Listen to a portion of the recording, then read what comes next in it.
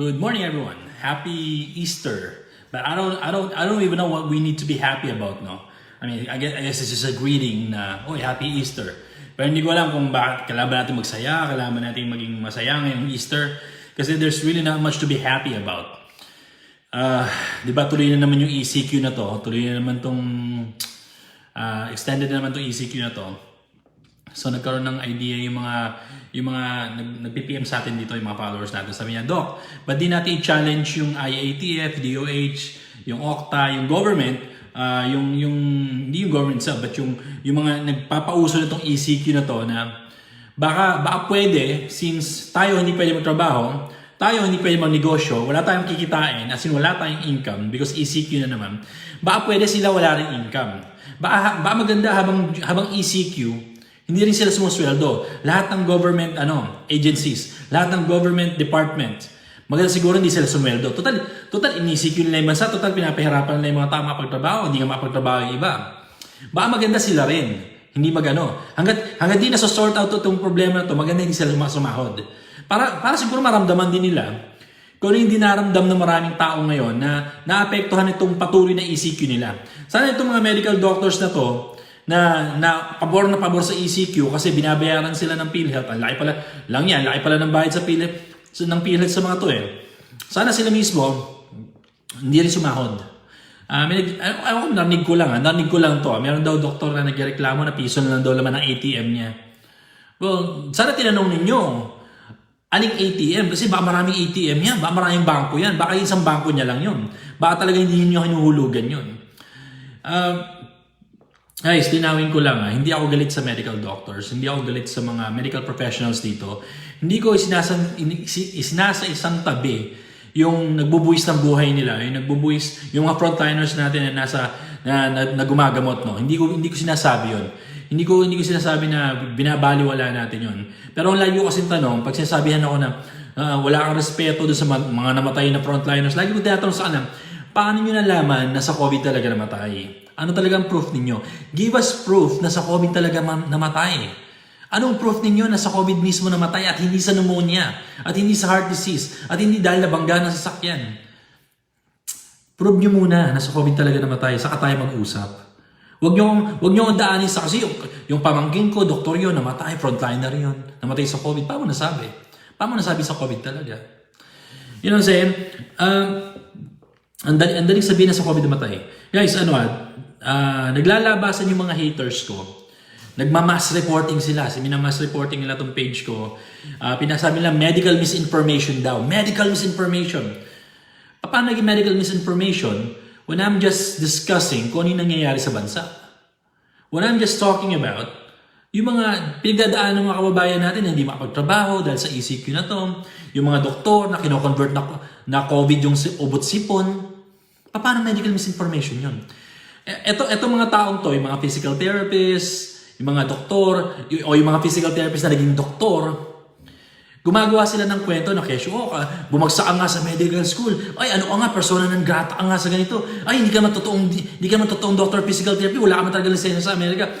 Gumagawa sila ng kwento, kasi nga, actually ako, first time ko palang narinig yung mga bagay na yun. Parang, Ako tong pinag-uusapan nyo, ako tong hindi nakakaalam yan.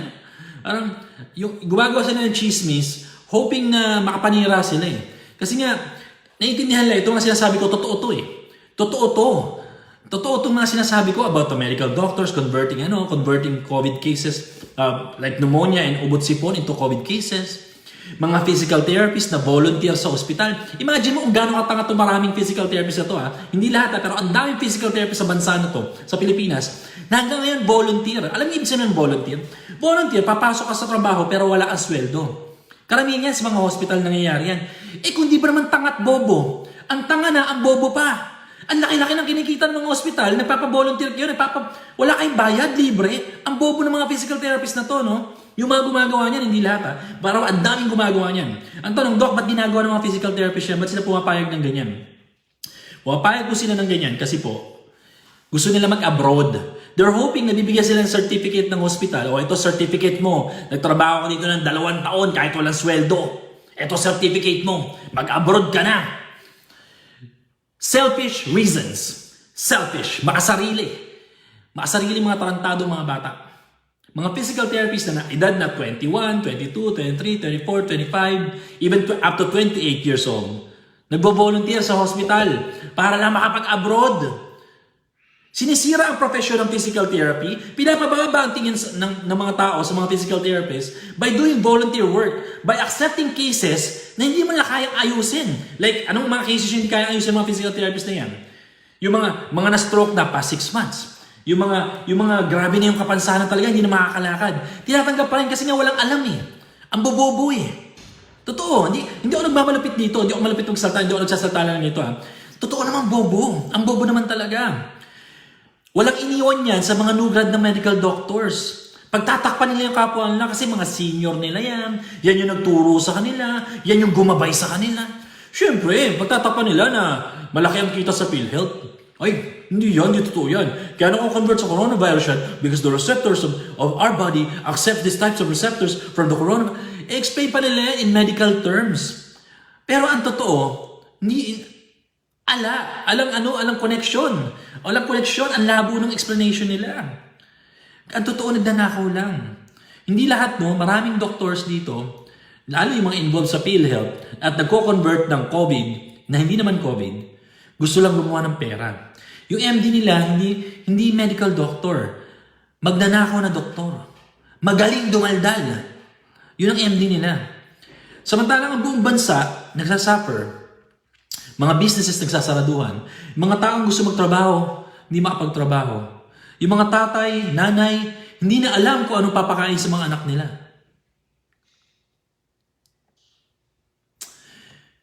Wala po silang pakialam. Selfish motherfuckers, as I call them. Selfish. Makasarili. Makasarili. I can't put the blame sa kanila lang, no? Kasi syempre, in-incentivize ni PhilHealth. Natural, may incentive pag COVID.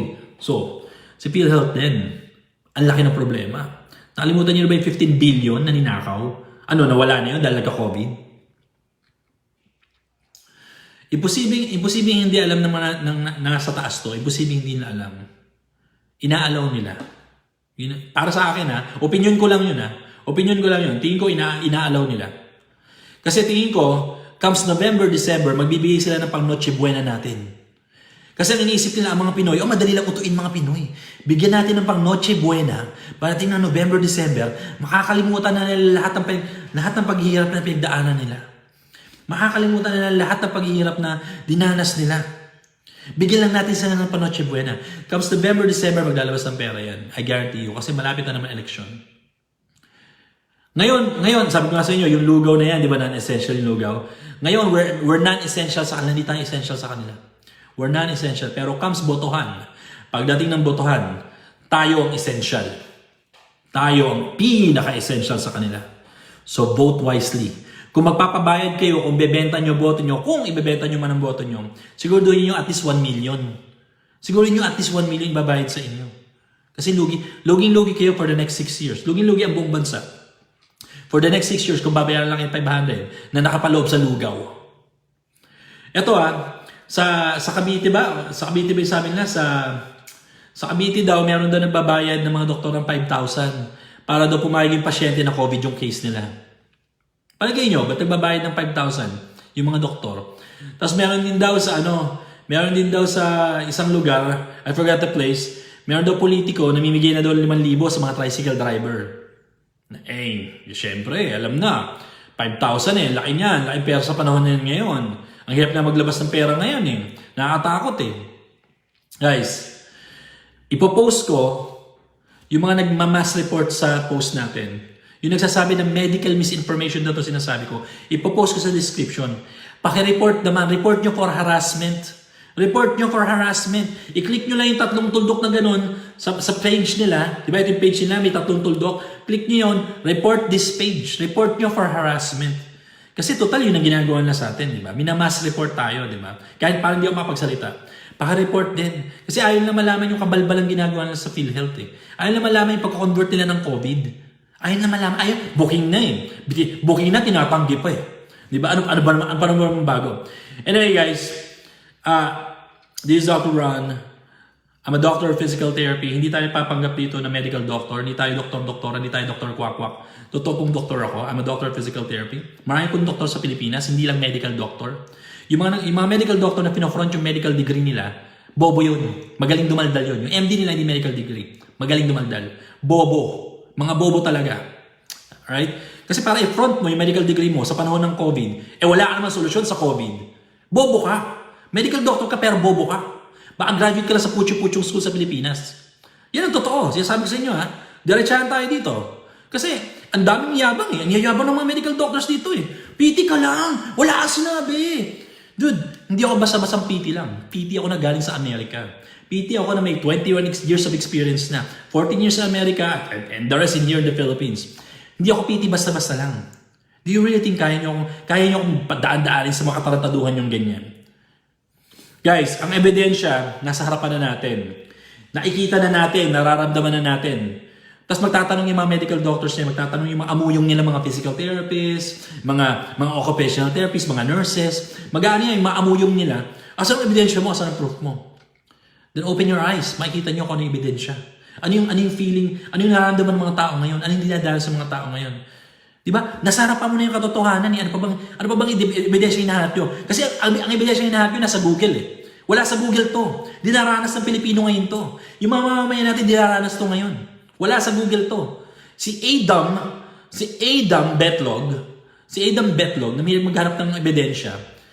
Adam Betlog, you got nothing on me. Bobo ka.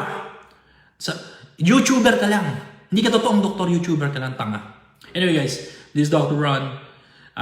Enjoy na lang natin yung araw natin. I know nakakainis kasi ECQ na naman. In-extend nila. Nahiya pa eh. Sabi nga iba, ba't di lang gawin buong taon eh. Sana ginawa lang buong taon, patapos na, di ba? Anyway, ang dami papadala sa akin, naghihirap natin mga kababayan ng mga pictures nila, nahirap na sila, and I couldn't do anything. I couldn't do anything. Gobyerno nga natin walang ginagawa eh.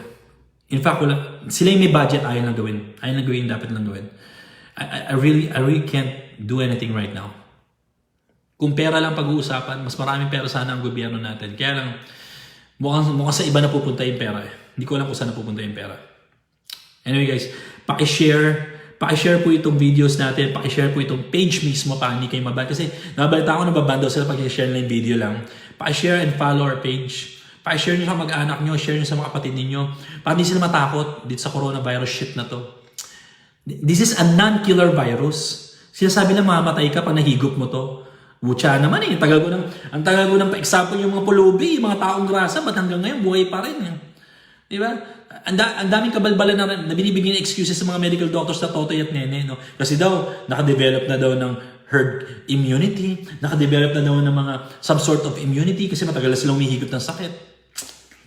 Wow, ngayon ko lang na-realize na mga taong grasa at pulubi pala ay parang si Wolverine, parang si Deadpool. Kapag tinagaan mo, pinatay mo, sinaksak mo, mabubuhay ulit. Kasi meron silang some sort of immunity. Meron silang regenerating factor, no? Ngayon lang nakakita ng mga taong grasa. Siguro mga superheroes yung mga yung mga taong grasa, no? Ngayon ko lang narinig yun. Ngayon ko lang narinig, totoo lang. Ang tatalino talaga ng mga medical doctors dito sa Pilipinas. Ang tatalino talaga, sobra. Anyway guys, you have a nice afternoon.